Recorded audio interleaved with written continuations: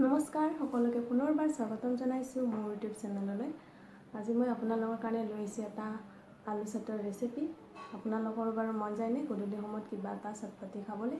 তেন্তে মোৰ ভিডিঅ'টো শেষলৈকে চাওক আৰু আজিয়ে গধূলিও আপুনি এনেদৰে বনাই খাওক। এইখিনিতে আৰু এটা কথা, যিসকলে মোৰ চেনেলটো এতিয়ালৈকে ছাবস্ক্ৰাইব কৰা নাই প্লিজ ছাবস্ক্ৰাইব কৰি দিয়ক। তেন্তে দেৰি নকৰি বলকচোন ভিডিঅ'টো আৰম্ভ কৰোঁ।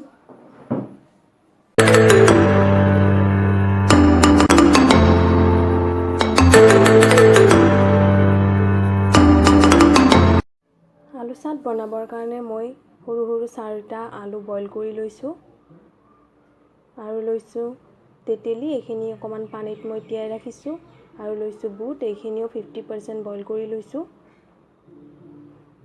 ধনিয়া সৰু সৰুকৈ কাটি লৈছোঁ, পিঁয়াজ সৰু সৰুকৈ কাটি লৈছোঁ আৰু লৈছোঁ আদা আৰু কেঁচা জলকীয়া, এইখিনিও মিহি মিহিকৈ কাটি লৈছোঁ।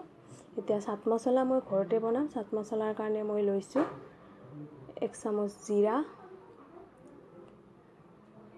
1 চামুচ জালুক, 1 চামুচ ধনিয়া আৰু 1 চামুচ চচ লৈছোঁ, লগতে 2টা শুকান জলকীয়া লৈ লৈছোঁ।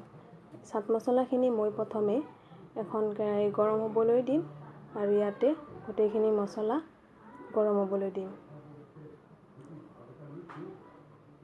এইখিনি লৰাই থাকিব, নহ'লে জ্বলি যাব।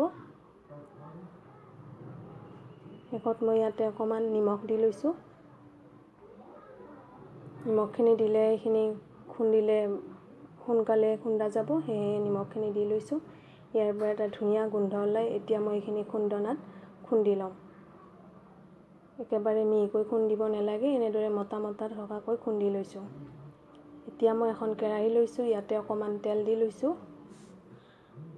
তাৰপিছত বুটখিনি ইয়াতে ফ্ৰাই কৰি ল'ম।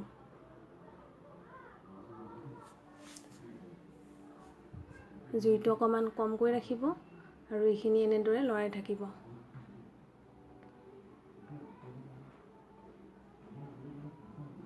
ইয়াতে মই এতিয়া অকণমান হালধি আৰু অকণমান নিমখ দি লৈছোঁ আৰু এইখিনি লৰাই থাকিম। জুইটো কমকৈ ৰাখিব আৰু এইখিনি লৰাই থাকিম। একেবাৰে কুৰকুৰীয়া হোৱালৈকে এইখিনি ভাজি ল'ম। এইখিনি ভজা হৈ যোৱাৰ পিছত মই এনেদৰে বাতি এটাত উলিয়াই ৰাখিছোঁ। দেখিছেনে একেবাৰে কুৰকুৰীয়া হৈছে। এতিয়া মই এই বইল কৰা আলুখিনি সৰু সৰুকৈ কাটি ল'ম।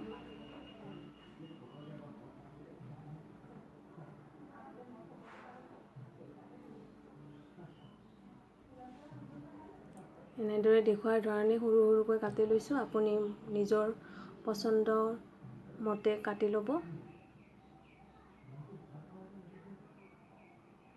ষ্টলবোৰত যেনেদৰে গোল গোলকৈ কাটে তেনেদৰে কাটি ল'ব পাৰে, কিন্তু মই সৰু সৰুকৈ কাটি ল'লে ভাল পাওঁ। আলুখিনি ৰেডি হৈ গ'ল। এতিয়া আমি বাকীখিনি প্ৰচেছ কৰিম। ইয়াতে বুটখিনিও দি লৈছোঁ। তাৰপিছত মই ইয়াতে পিঁয়াজ, ধনিয়া, জলকীয়া এইখিনি গোটেইখিনি দি ল'ম।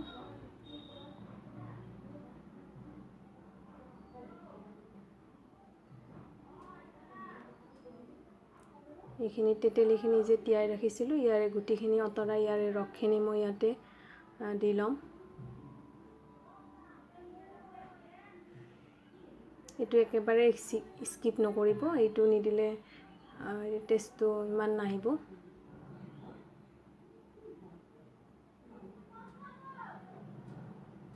তাৰপিছত ইয়াতে মই চাট মছলাখিনিও দি লৈছোঁ। মোৰ অকণমান বেছিয়ে হৈছিলে, সেইকাৰণে অকণমান ৰাখি বাকী গোটেইখিনি দি লৈছোঁ।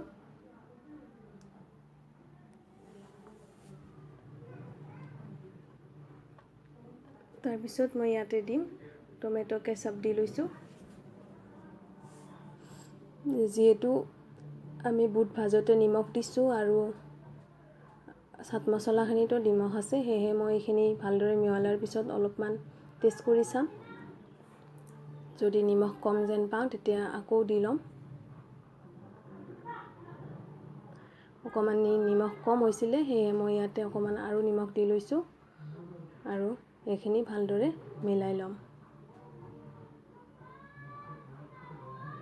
এইখিনি ৰেডি হৈ গৈছে, কিন্তু মই অকণমান ডেক'ৰেশ্যনৰ কাৰণে এখন পাপৰ এনেদৰে পুৰি লৈছোঁ।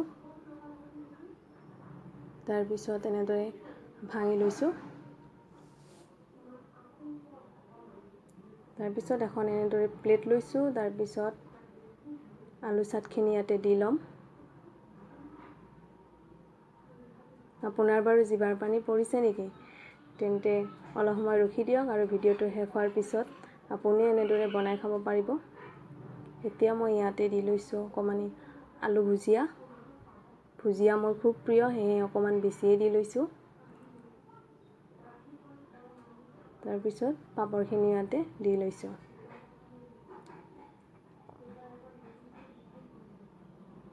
এয়া ৰেডি হৈ গ'ল আমাৰ আলু চাট।